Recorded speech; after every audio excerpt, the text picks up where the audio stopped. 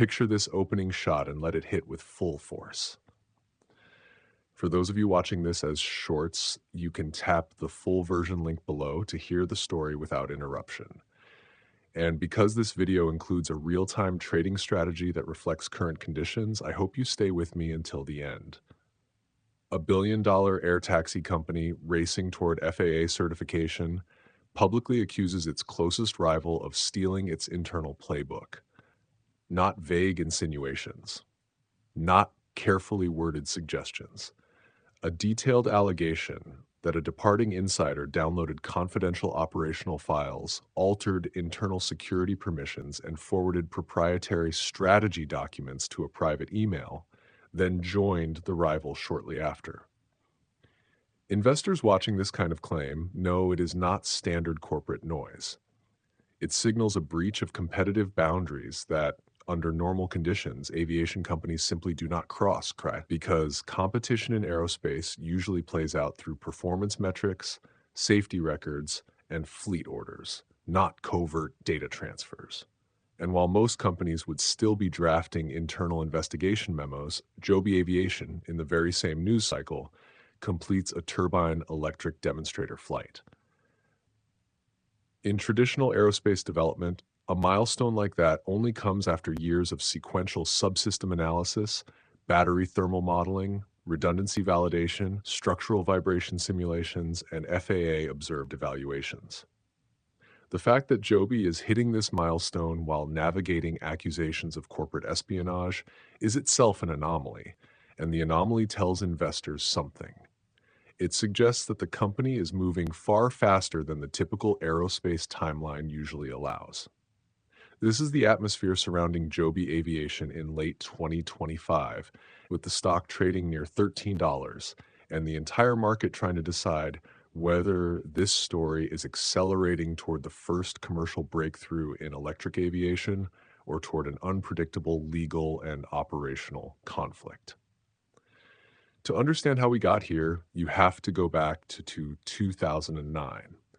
That is when Joby started as a small engineering-focused group in Santa Cruz, trying to solve a problem traditional aerospace considered nearly impossible. The problem was simple to state, but extremely hard to solve. Build an electric aircraft that could lift like a helicopter, cruise like a plane, remain quiet enough for dense cities, and safely carry paying passengers. Legacy aerospace firms normally advance innovation slowly. They spend years refining one subsystem at a time. A new aircraft family typically takes 8 to 10 years, sometimes more, to move from design to certification. And startups almost never try to certify an entirely new category of aircraft because the regulatory burden and the capital costs are enormous. Joby ignored that pattern. Then in 2021, at the height of the SPAC boom, Joby did something even more unusual. It went public before certification, before commercial readiness, before meaningful revenue. It merged through a SPAC at a valuation close to $7 billion. In the aerospace world, companies almost always go public after certification because public markets expect revenue stability and measured risk. Joby inverted the timeline. That inversion hardwired volatility into the stock price. Shares climbed into the low teens as investors embraced the Uber of the skies narrative.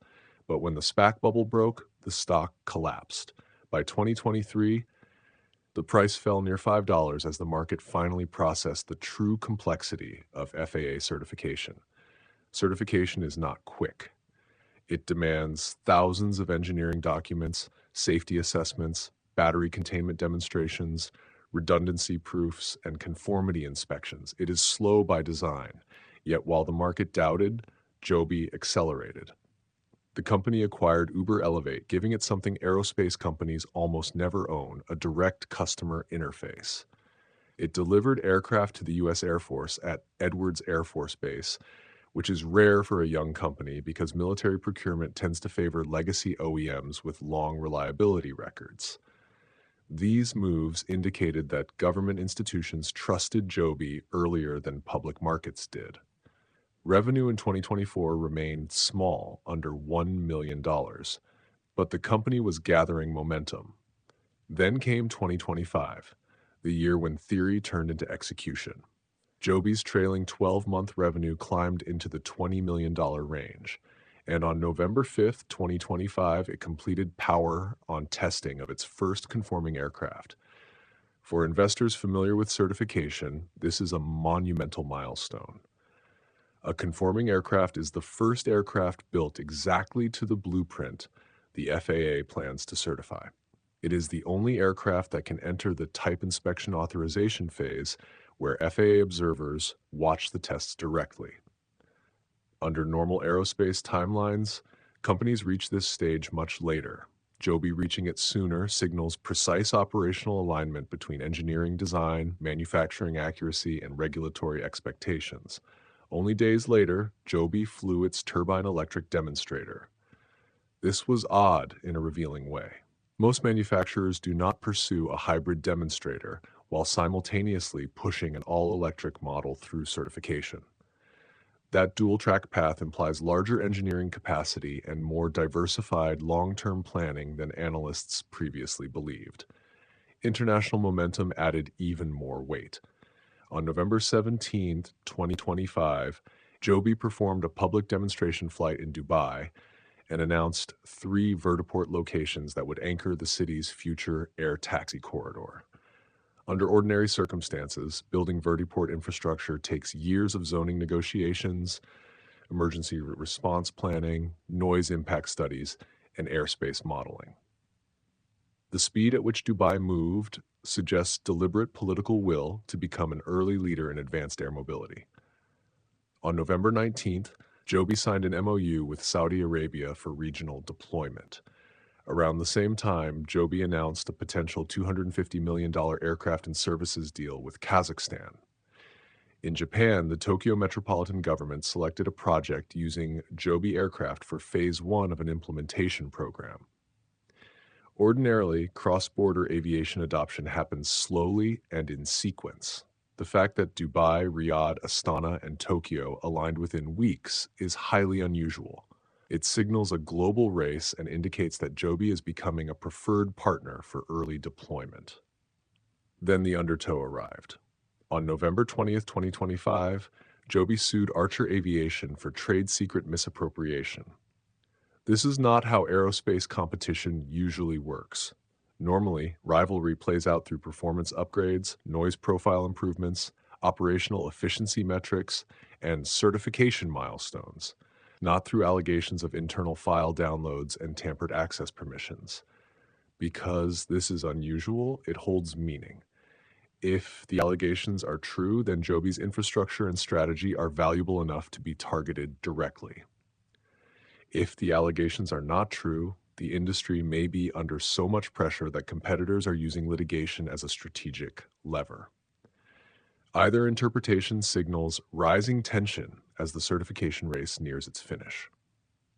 That tension now shows up in the stock price. Joby trades near $13 above short-term moving averages, with RSI in the upper neutral zone where sentiment can pivot quickly. Support sits around $12 and deeper support near $11. Resistance aligns near $14, matching analyst consensus. If certification continues smoothly or more government support emerges, the price could move toward the $18 to $20 zone. If delays or legal uncertainty grow, it could revisit $10 or high single digits. Short term, Joby trades on headlines. Medium term, the key is whether Joby reaches commercial service in 26. Long term, the defining question is whether urban air mobility becomes a real transportation layer. If it does, Joby's vertically integrated model gives it a unique competitive position. Joby now sits at its most consequential equilibrium. Heavy losses, legal uncertainty, and certification difficulty on one side.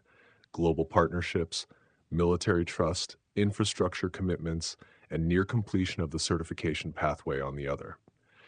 The question is no longer whether Joby's aircraft can fly. They can.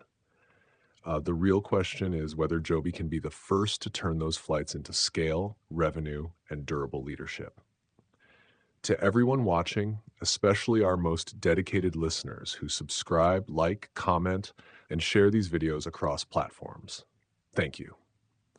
Your support pushes this channel to keep producing deeper and better content, and I promise to bring even more refined analysis in the future. This was Valuester.